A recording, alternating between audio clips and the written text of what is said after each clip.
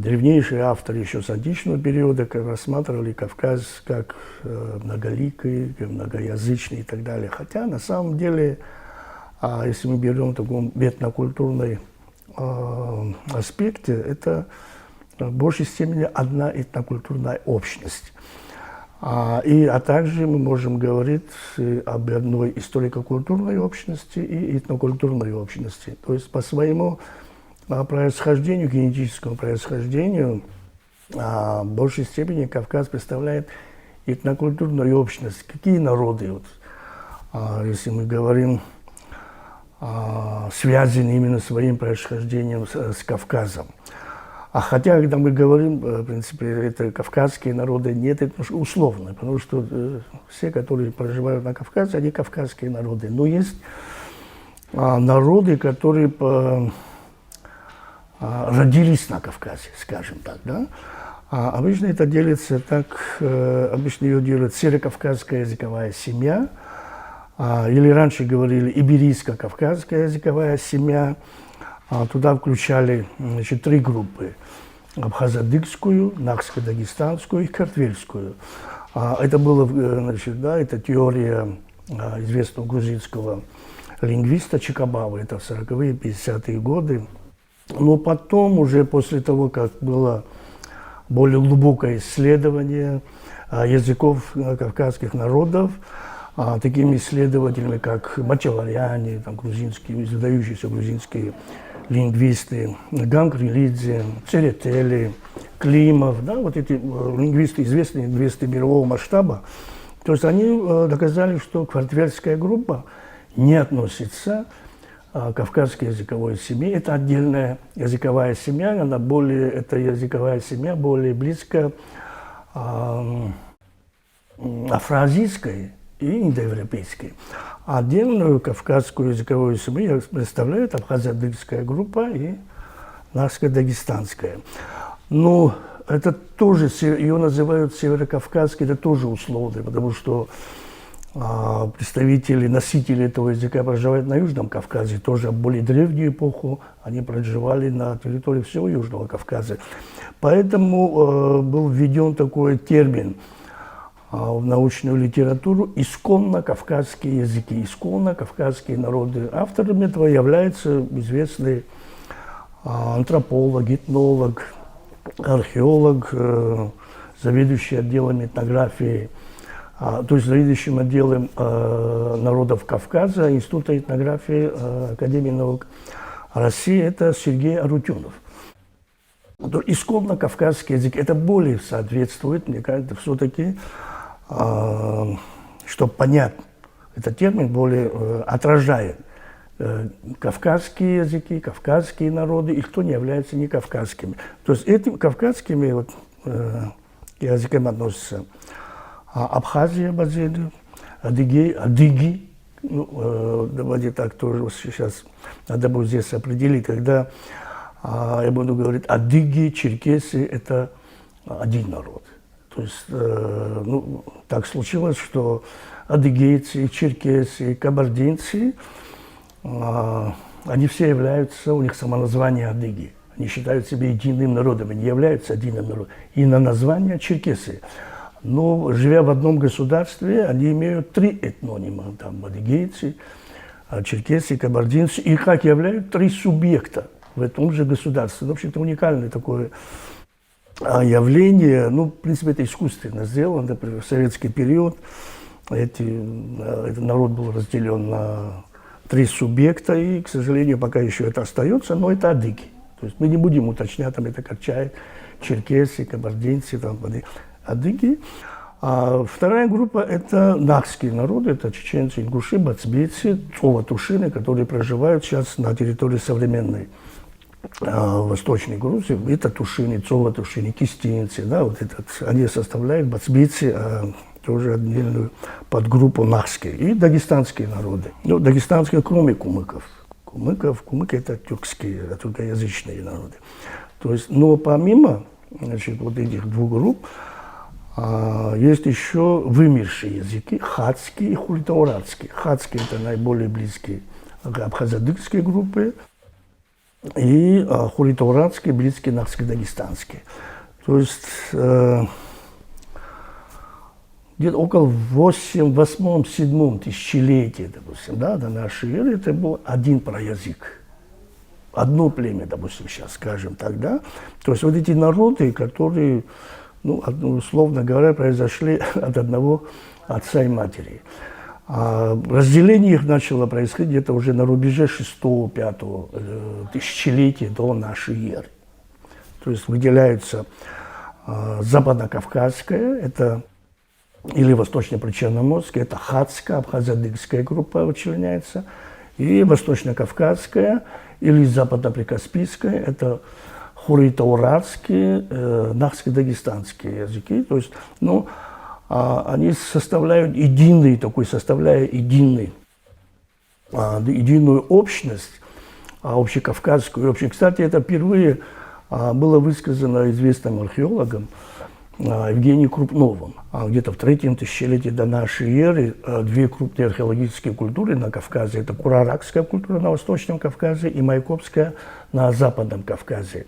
То есть он доказывает, что обе эти культуры имеют единое происхождение. Исток этой культуры значит, один. И он сводит, что из общекавказской культуры это вышли. Западный Кавказ – это вот майкопская культура, там она охватывает большую территорию Северного Кавказа. И восточную кураракскую культуру они охватывали не только Кавказ, но и ближайшие регионы. Это Южного Кавказа, это территория современной Армении, Азербайджана, Север Ирана, Месопотамии. Да, они доходили еще до Средиземного моря. А всю Малую Азию охватывала вот эта вот хатская, абхазо-адыгская группа. Ну, вот сейчас, вот, кстати, вот, например, вот я привез бы его сходство памятников майкопской культуры с памятником культуры кураракского неолита позволяет видеть майкопской культуру, северо-западный вариант, некогда единой археологической культуры всего Кавказского перешейка. Все увеличивающееся число данных в связи с этим древней культурой превращает этот вопрос в важную проблему древнейшего культурного кавказского единства. Несомненно, кавказская языковая семья оформилась очень давно, может быть, еще до вступления на историческую арену Старого Света семитических, индоевропейских, угро-финских и тюркоязычных народов. То есть это древнейшие, да, и вот народы, истоки входят глубокую древность. Ну, здесь вообще еще один момент надо будет все-таки отметить, что кавказские народы, кавказские племена в древнейшую эпоху, они освоили огромные территории. Южного Кавказа, Передней Азии, они освоили территории, они дошли до севера Африки, они дошли на Пиренейский полуостров. Есть такие вот английские ученые, археологи, начался вот Флиндерс Петри, археолог, да, он египтолог, известный египтолог английский.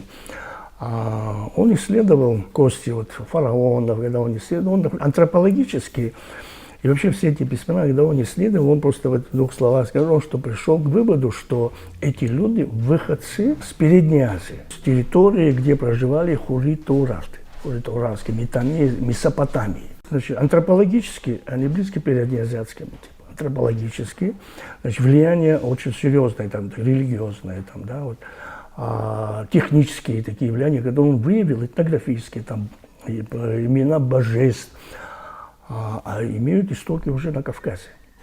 Но когда он об этом начал писать, как-то люди скептически отнеслись, где Египет, где Кавказ, там кавказские народы, какое имеет отношение. Но потом еще другой английский исследователь Дэвид Ролл, он написал книгу «Генезис цивилизации». Но он тоже фактически доказал, что первые фараоны, предки еще до династического периода Египта, конец 4-го тысячелетия до нашей эры, фараоны, которые основали первое царство египетское, прибыли с гор Загроса. То есть это с территории, вот, где озеро Ван, Сиван, то есть от Хуррита. Они спустились в Шумер. Шумер тоже обычно связывают с Кавказом и так далее. Гипотезы очень много, которые связывают. Наиболее приемлемые сегодня, кто такие шумерцы, это связано с Кавказом. Но это пока еще остается гипотезой, в дальнейшем. Вот как вот с египтянами уже проявляются фараоны, Это тоже может быть проявлено. И он доказал, он даже показал путь, как они шли в Египет через Персидский залив со своими лодками, как они Синайскую пустыню, как они перешли и так далее. Он сам прошел и доказал это. Тоже начали относиться скептически, ну, такого не может быть. Как... Ну и другое, вот, я надеюсь, вы знаете, недавно, уже где-то несколько лет, уже, по-моему, в прошлом году уже появляется ДНК фараонов, что они с Кавказа. То есть это уже вот комплекс мы уже имеем и так далее. Но это говорит о том, что это впервые, кстати, о том, что они были связи Северокавказа, Передней Азии еще, Басков, Испания, Этрусков из Италии, связь Кавказа еще было высказано еще в конце 19 века, в начале 20 века крупнейшими востоковедами, такие как Мар, Джавахишвили. Они на основе языков это доказывали. Ну и сегодня, в принципе, уже мы можем говорить, что все-таки кавказские народы, они очень играли очень выдающуюся большую роль вообще в становлении древних цивилизаций. Обычно говорят Египет, значит, и Месопотамия, как истоки цивилизации человеческой, ну, Кавказом. Сегодня уже можно говорить на основе тех научных данных, которые имеем. Кавказ также является одним из колыбелей цивилизации. И колыбели этой цивилизации, у истоков этой цивилизации стояли именно исконно кавказские народы, представители исконно кавказских народов. Ну, я думаю, что достаточно сказать, что одно из очагов металлургии бронзы – это майкопская культура. Изобретателями металлургии железа впервые это были кавказские, это хатты, это халимы, это непосредственные предки кавказских, исконно кавказских народов, относящих к исконно кавказской языковой семье. А мы сегодня живем, по большому счету, по данным многих ученых, в Железный век. То есть это уже где-то конец второго тысячелетия до нашей эры была открыта металлургия и дала толчок, огромный толчок развитию человечества. И эту металлургию, еще раз повторяю, что именно сделали представители кавказских цивилизаций, кавказских народов. Когда мы говорим, конечно, кавказская цивилизация, она сейчас воспринимается не очень, потому что не исследован, в полной мере не исследован. Но еще раз повторяю, то, что мы сегодня имеем, мы четко можем говорить, еще раз повторяю, что наши предки, именно кавказские народы, именно кавказцы, не просто были свидетелями, но и создателями цивилизации, древнейших цивилизаций.